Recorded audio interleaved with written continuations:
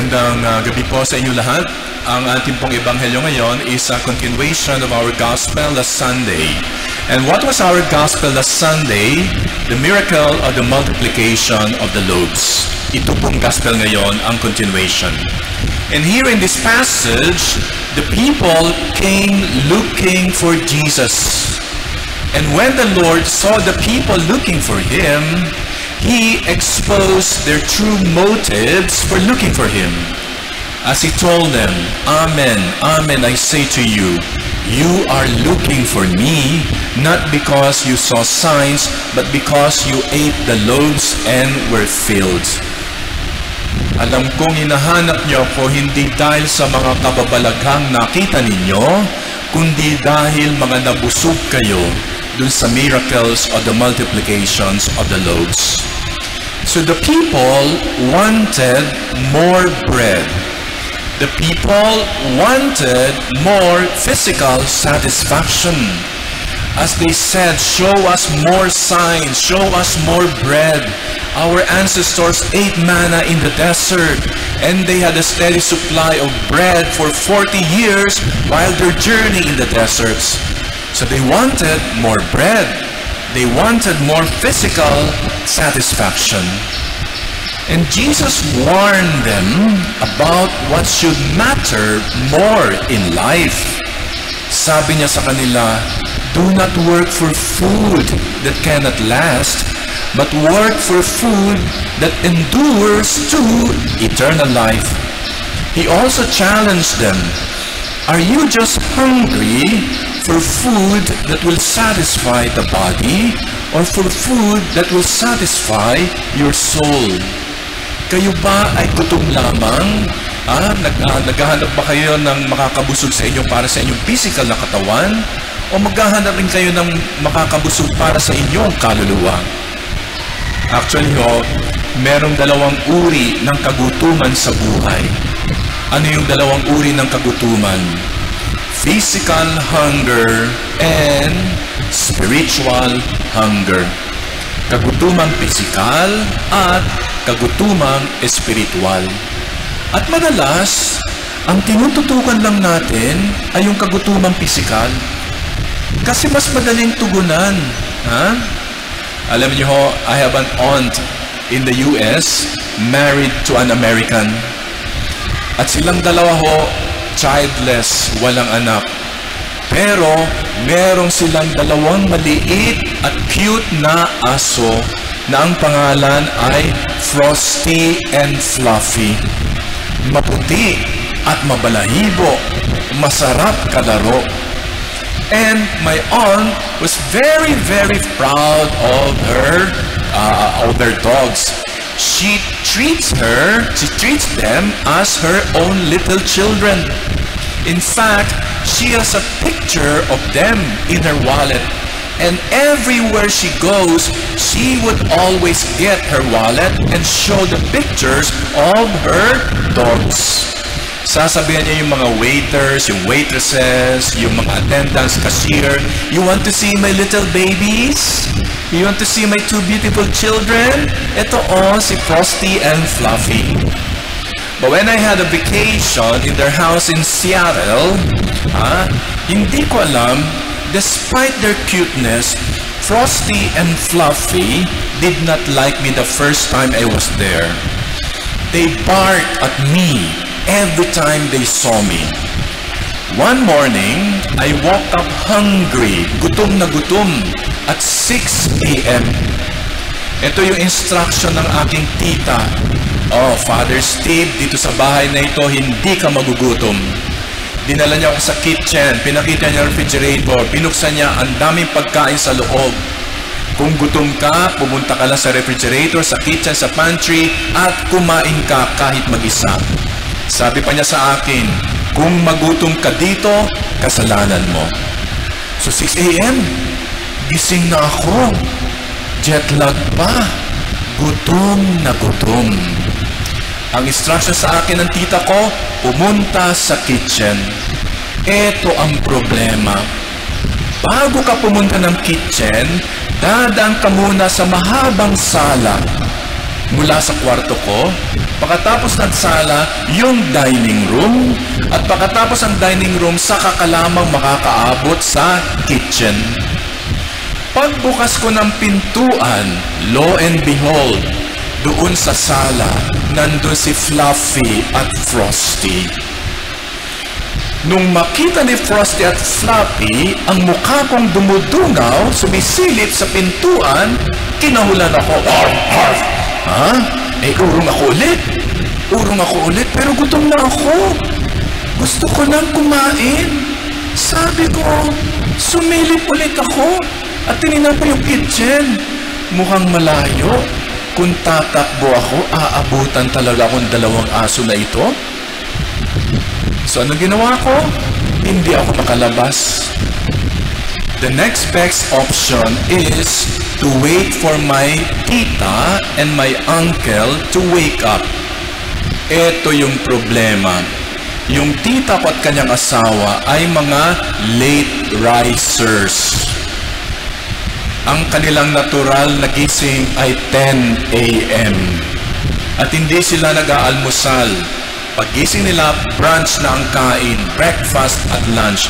So I waited. Mga bandang 10:20, nakarinig na ako ng bumababa sa hagdan from the second floor. O yung tita ko, ito na yon. At narinig ko yung boses ng tita ko, sumilip na ako. Pagsilip ko, ang unang binati ng tita ko ay yung si 2 aso. Sabi niya, Fluffy and Frosty, good morning. Have you eaten na? Sabi ko, tita, 6 a.m. pa ako gutom na gutom. Hindi mo ba ako itong katanungin kung ako ay kumain na? And then kwento ko kung bakit hindi ako makakain. Dahil sa aso nila. She then told me to feed the dogs. Pakainin ko regularly. So they would be friendly to me. Once I fed Frosty and Fluffy from my hand, the dogs became friendly and stopped barking at me. So dogs, when fed, become gentle and content. And people are like dogs. In that, they are easy to satisfy when you feed their physical hunger. If someone is hungry, just give them food. A hungry child, give ice cream or a toy, will stop crying. However, physical satisfaction doesn't last long. It doesn't last long. You might be satisfied now, but soon you'll be hungry again. Sapagkat ang tao sa kanyang physical na kondisyon, maraming kagutuman. Gutom sa pagkain, gutom sa atensyon, gutom sa pagtanggap ng ibang tao, gutom sa reputasyon, gutom sa gimmick, gutom sa biyahe, gutom sa acquisition. And we want to satisfy all those hungers, but they don't last. And our hunger is endless. I remember when I was a young kid, I thought I'd be happy having an apple for Christmas. Dumating ang apple for Christmas. Happy na ako. Pero nagtapos ba yun yan? Next year, sabi ko, sana hindi lang apple. Meron ding spaghetti, meron ding ice cream. The next year, ang gusto ko na, sana meron ding bike. Nung high school na ako, sana bilan ako ng gitara kasi nahilig ako sa music. Etc. etc. Every year, yung aking hunger and looking and asking for something was growing. Desires keep escalating, but they never fully satisfy. You can have all the ice cream, the best clothes, all the money, and yet remain unhappy. These things do not provide permanent satisfaction or happiness. Ilang beses tayo nakarinig ng kwento na isang celebrity, super yaman, maganda ang kotse, maganda ang bahay, popular na popular, and then malalaman mo, nag-suicide. Nag-suicide. She or he has all the physical satisfaction, pera, magandang bahay, etc. And yet, they will end their lives just like that. In other words, physical satisfaction is not eternal and temporary only. It's not definitive. So this passage invites us to discern which things perish and which things endure, and to embed ourselves in the things that endure.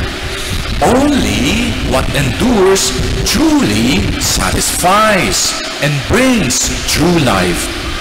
We need to feed our spiritual hunger with spiritual food. Faith, prayer, love, forgiveness, friendship, tenderness, wisdom, spirituality, and many more. Money can fill your pocket. Food can fill your stomach. But faith, hope, love, and mercy and God can fill your soul in a long-lasting way. Kwento ni Bishop Pabilio tungkol sa isang Filipino-Chinese billionaire na nagmamay-ari ng malalaking bangko dito sa Pilipinas, malalaking malls, big properties, high-rise buildings, condominiums, big industries. And when that person died, there were lots of bishops who concelebrated for the funeral mass.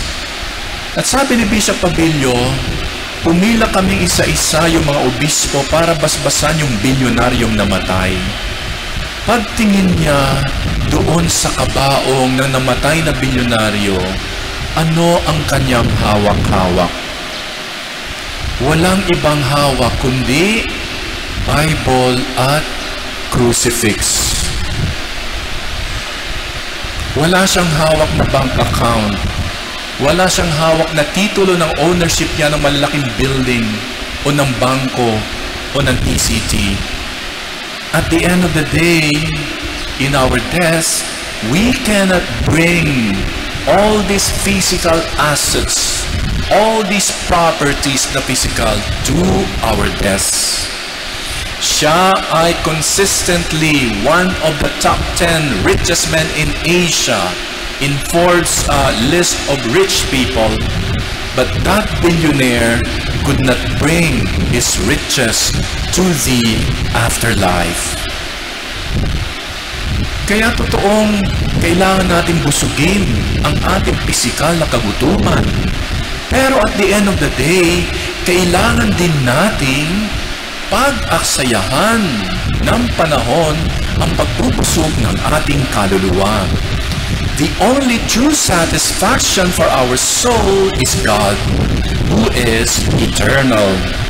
When you long for God and have Him in your life, you will want for nothing more. Yan yung punto ni St. Augustine when he said, "My heart is restless until it rests in you." Ang puso ko ay hindi mapakali. Ang puso ko ay walang katiswat at iwasayan kung ito ay hindi nananahan sa iyo. While we should not forget to feed the hunger of our bodies, we must always work to satisfy the hunger of our souls, which only God can fill up. Amen.